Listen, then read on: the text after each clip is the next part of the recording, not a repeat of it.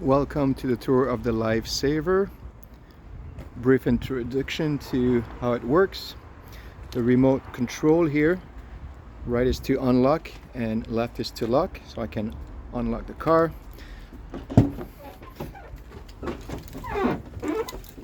It's a diesel engine, so before we start on the cold start, we turn the accessories once, twice, and then we wait for the beeping to stop. This warms up the glow plug before we can start. And now it stops. I can then turn on the engine this way. And I'm showing here the temperature control gauge. Its normal temperature is between 80 and 100 degrees. If it goes above this when you drive big hills, high temperature, and it doesn't cool down and it goes like 110, just pull over. We have to find out the problem, but it has never happened with this vehicle. This is just a safety precaution. When we stop the engine and it's super warm, like we've been climbing big hills, BC long highways, and we want to stop, let's say, to fuel up, I would ask you to run the engine on idle for 2 or 3 minutes just so the turbo cool down before we shut it off. We have our temperature control here, the fans, the air conditioning over here. Here we have some lights, interesting LED light outside when we go camping at night, right side, rear side, left hand side. Those are the main one to control. And we have the lights of the vehicle. We turn on this way, turn off back over here.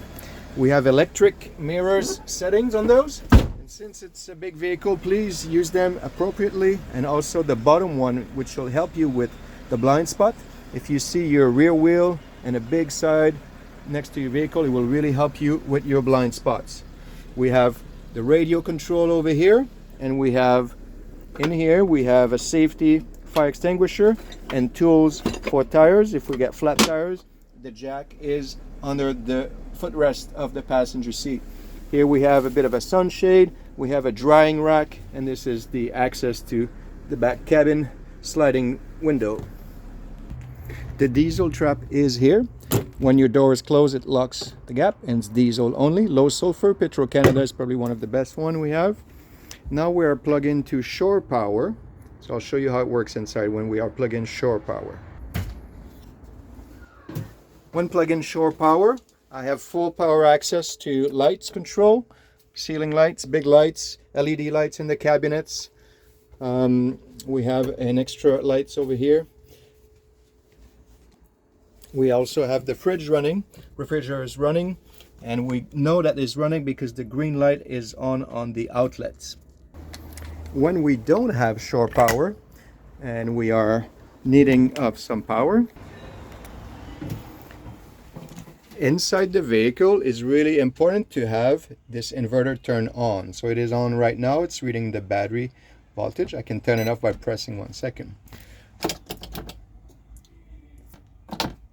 Turn it on and back on. When we have the inverter and no shore power, we don't have the same control of those lights. We have a timer over here, and we can press this little timer button to give it 5 minutes increments, 5, 10, or 15 minutes. It's a countdown to protect your batteries because it is using the main engine batteries. So it will shut off after 15 minutes unless you need longer, but you can also go ahead and turn it back to 0, so it turns off your light. When you are running shore power with the inverter on, you do have LED lights. The remote control is over here, and there's 2 sets. We can control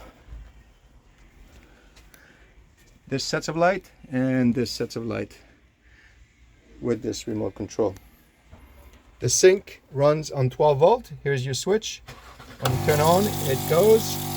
You can turn off this way, but I'd like to turn off the switch so we don't run into an accident. On the side storage, we have our water reservoir. We have 2. The clear hose in the back that runs in has to go all the way to the bottom of it to suck all the water out.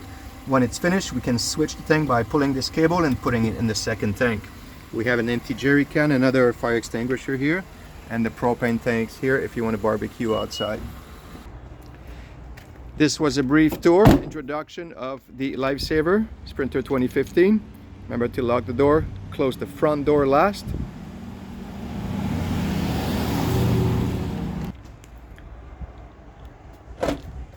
You can hear the front and then the back locking up. If you're having issue, it's because you need to close the front door of the vehicle last